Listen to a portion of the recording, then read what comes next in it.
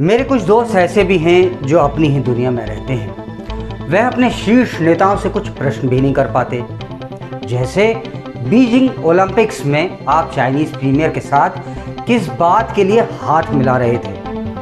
वो कौन से दस्तावेज थे जिन पर आपके नेताओं ने हस्ताक्षर किए थे? चीन से तो हमारा युद्ध हुआ था ना, वह भी कांग्रेस के कार्यकाल में, जब नेहरू प्रधानमंत्री थे और उन्होंने अक्साई चीन को चीन के हवाले कर दिया था।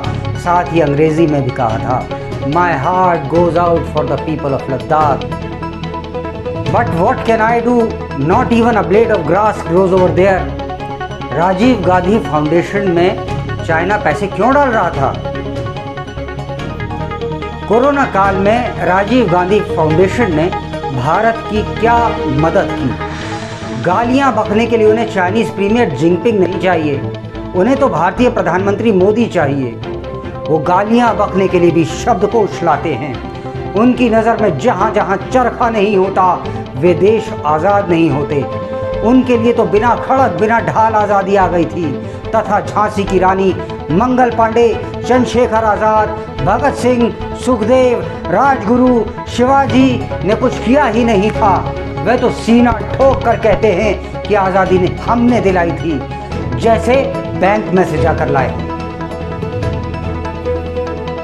कहा गया है what's new is news. Intolerant नामक विलायती शब्द के पिट जाने के बाद वो एक नया ताज़ा तरीन आरोप जो मेरी तरह सोचने वालों पे अक्सर लगता है, वो लेकर के आए हैं, जो है अंधभक्त होने का। और ये बात मैं बखूबी जानता हूँ कि जो लोग हमें अंधभक्त कह रहे हैं वो दरअसल खुद चाटुकार नाम का शब्द सुनना ही नहीं चाहते।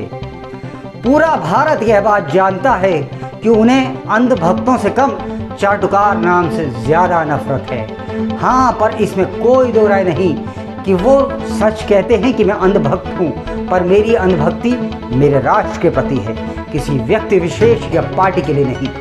नमस्कार, स्वागत है आपका संवाद न्यूज़ इंटरनेशनल पर, और मैं हूँ संकेत चतुर्वेदी, जो कि एक देशभक्त है और बात करूँगा राष्ट्र की।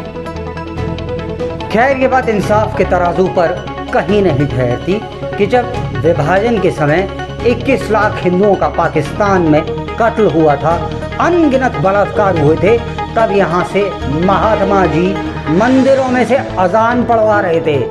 चाचा हुजूर की सी अदाएं लिए विलायती सूट में खादी की उपयोगिता पर उस भाषा में भाषण दे रहे थे जो देश की 95% जनता समझती ही नहीं थी। जब उधर पाकिस्तान में सिर्फ हैवानियत चल रही थी जो कि नाकाबिले बर्दाश्त हो, तब जनता मुझे बताए चाटुकारों द्वारा पटाखे चलाना कहाँ तक सही। जो चाटुकार बीच में से उठ रहे हैं वो कृपया पूरा सुनकर जाएं। बुरा तो आपको सुनने में बहुत लगेगा, पर यह भी सच है कि आज़ादी 15 अगस्त 1947 को नहीं मिली थी, वह हमने हासिल की थी। क्योंकि आज़ादी कोई सड़क पर पड़ा हुआ सिक्का नहीं जिसे उठाया और जेब में डाल लिया।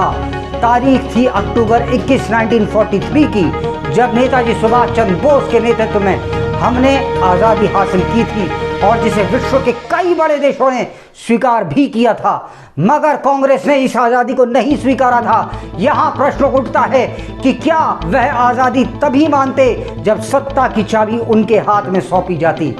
यहाँ पर एक प्रश्न और उठता है कि क्या ऐसी मजबूरी थी, वो क्या समस्या थी जिस कारण हमें बंटवारा करना पड़ा था। 21 लाख लोगों को अपनी जान गंवानी पड़ी थी, और बंटवारा हो जाने के बाद क्या वह समस्या सुलझ गई या 7 करोड़ से 30 करोड़ की हो गई। चाटुकार अक्सर कहते हैं कि कांग्रेस ने देश को आज़ाद कराया। उन लोगों से सबसे पहले पूछा जाए कि कांग्रेस का अर्थ होता क्या है, मैं गारंटी लेता हूं इस बात की उनमें से किसी को भी नहीं पता होगा कि कांग्रेस का अर्थ होता क्या है। चलिए, किसी का ज्ञान वर्धन करने में कोई बुराई तो नहीं, तो मैं ही बता देता हूँ। जब भी कोई बहुत बड़ा उद्देश्य प्राप्त करने के लोग अपने आपसी वैचारिक मतभेद भुलाकर एक छतरी के नीचे आते हैं, जिनका उद्देश्य एक हो, उसे कांग्रेस कहते हैं। कांग्रेस तो अमेरिका व अन्य देशों में भी है। तो कांग्रेस ने देश को आज़ाद कराया था, यह कहना सरासर गलत है। यह तो कांग्रेस आई है।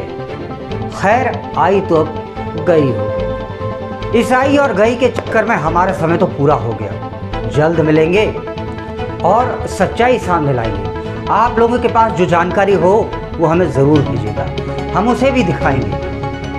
टीम संवाद न्यूज़ इंटरनेशनल के लिए संकेत चतुर्वेदी।